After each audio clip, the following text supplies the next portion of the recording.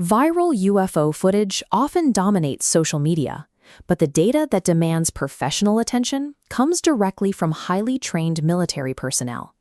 Between 2003 and 2005, military police at Vandenberg Space Force Base reported massive, pulsing objects hovering near sensitive launch facilities during high-stakes National Reconnaissance Office missions.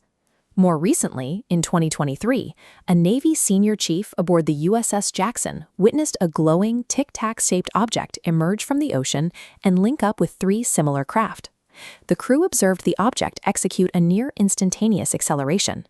It left no thermal exhaust signature and produced no sonic boom, yet was detected across multiple sensor systems, including radar. These encounters represent a recurring pattern. Advanced military sensors track maneuvers that defy conventional physics, but the eyewitnesses bringing this data forward hit a bureaucratic wall of silence. Reporting these encounters involves a high-stakes calculation. For active duty personnel, documenting an anomaly often means risking their professional standing. Air Force veteran Dylan Borland testified that his career was deliberately obstructed after he reported a UAP encounter in 2012. He described a decade of workplace harassment and reprisals from government agencies for having direct knowledge of these programs. Veterans are now calling for the Department of Defense to create confidential, destigmatized reporting channels, ensuring that critical data can reach investigators without ending careers. This environment of intimidation has fueled the transparency gap, a divide between the real threats service members face in the field and the limited information the government admits to the public. The government's official answer to these claims is the All-Domain Anomaly Resolution Office, or AARO. Their mandate is to apply rigorous terrestrial scientific methods to every report. AARO frequently partners with the Oak Ridge National Laboratory to conduct material testing. One high-profile investigation involved a metallic specimen from Ohio that was alleged to be a component of a crashed extraterrestrial vehicle. The laboratory's analysis proved the material was consistent with ordinary aluminum alloy, contradicting claims of anomalous properties.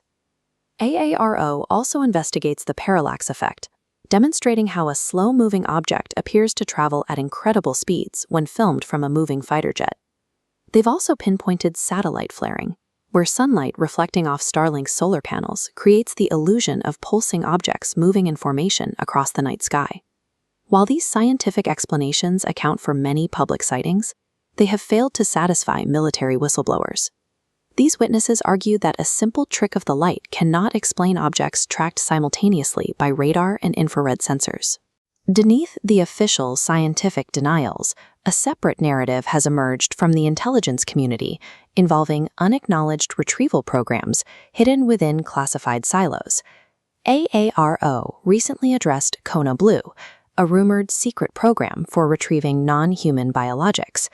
The investigation revealed it was merely an unfunded proposal that never received government approval or materials. A more recent allegation involves Immaculate Constellation, a supposed special access program accused of hoarding high-quality UAP evidence while bypassing congressional oversight. The Pentagon denies this program exists, but the steady stream of leaks is accelerating a massive timeline of disclosure milestones in 2026. Federal agencies are currently under orders to begin releasing UFO files, while the National Archives is digitizing decades of previously classified records for public access.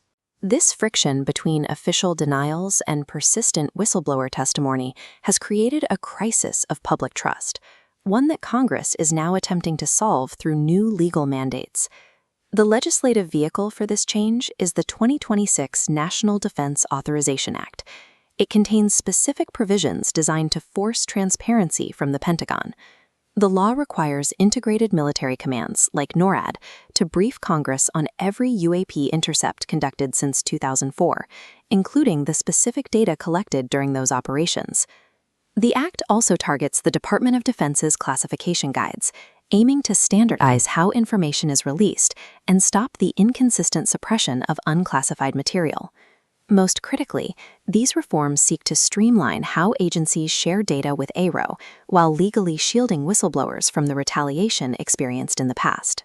These provisions establish a new framework that treats UAP tracking as a regulated and protected intelligence operation, rather than a fringe topic. We are watching a paradox unfold.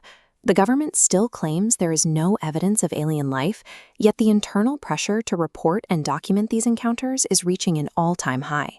The president's directive to release federal UFO files has built massive public expectations for what might be hiding in the archives. Curious. This leads to a central contradiction. If AARO's science proves these incidents are just ordinary drones and optical illusions, why is the military still heavily redacting the data?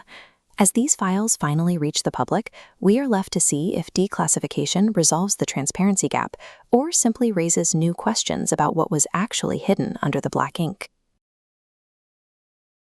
I hope you liked this video. Subscribe to our channel for more videos like this.